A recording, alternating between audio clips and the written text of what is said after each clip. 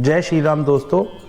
आज हम एक नए किस्से के साथ आपके पास आए और आपने पुरानी वीडियो नहीं देखी है तो आप देख सकते हैं जाके, उसमें भी बहुत से आपको किस्से मिलेंगे अच्छे जो सच्चे हैं।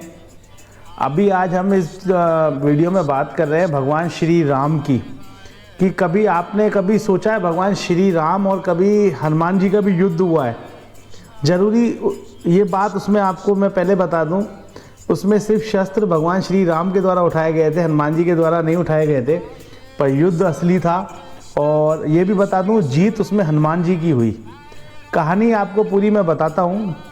बात कहानी जो है, भगवान श्री राम वनवास काट के आ चुके थे और अपना शासन चला रहे थे अयोध्या से। तो वहाँ एक राजा सुकंत का राज्य था।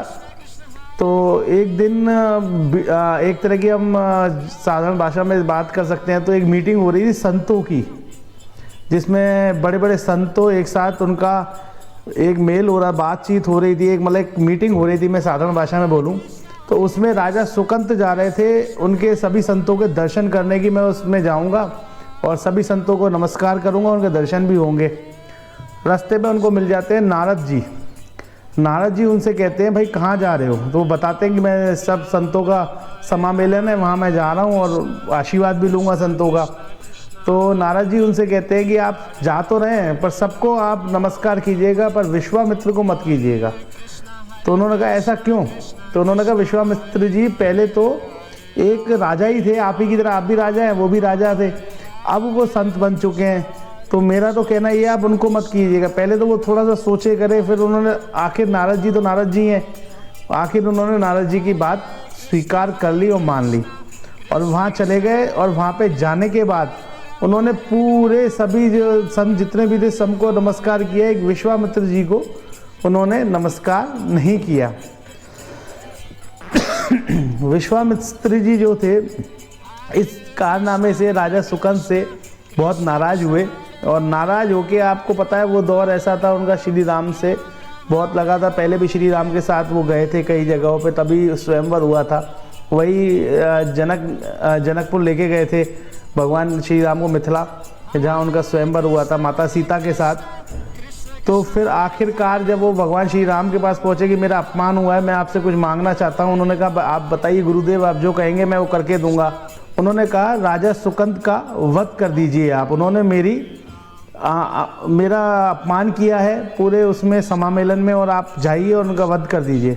भगवान श्री राम वचन दे चुके थे विश्वामित्र जी को, और उनका जो अपमान हुआ उसके लिए राजा सुकंत को मारने के लिए, उनका वध करने के लिए चले गए। ये बात राजा सुकंत के पास पहुंच गई कि भगवान श्री राम ने प्रण कर लिया कि वो उनसे युद्ध करेंगे और उनको मतलब उनका वध कर देंगे। तो उनको कुछ बात सूझी नहीं, वो नारद जी को याद करने लगे।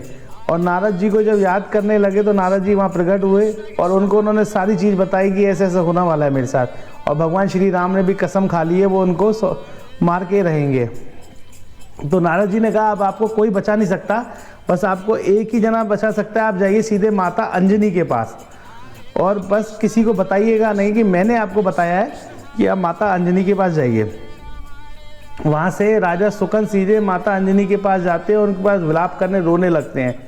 तो उनका विलाप और रोने का इतना देखकर माता अंजनी उन पे आसक्त होकर उनसे कहती है ठीक है आप बताएं क्या दिक्कत है आपको। तो बताते हैं कि भाई मेरे भगवान श्री राम मेरा वध करने वाले हैं, उन्होंने अपनी गलती नहीं बताई। तो उन्होंने कहा ठीक है अब तुम मेरे पास आए हो, मेरी शरण में आए हो, तो मैं तुम्हारा वध नहीं होने दूंगी, तुम मरने नहीं दूंगी। तो सबसे पहले वो बुलाती है अपने पुत्र हनुमान जी को। हनुमान जी से वो कहती है कि भाई एक मेरी बात मानोगे, मैं तुम्हारी माँ हूँ, मेरी बात रखोगे। मैं किसी को वचन दे चुकी हूँ उसके जीवन दान का, और कोई राजा उन्हें मारना चाहता है।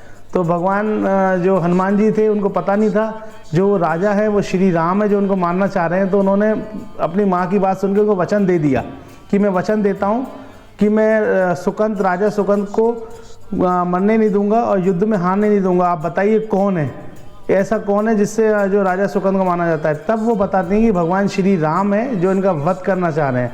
तो वो कहते हैं मुझे तो तुमने एक ऐसी दुविधा में फंसा दिया और मैं अपने मेरे जो भगवान है प्रभु हैं उनसे मैं कैसे लड़ूंगा।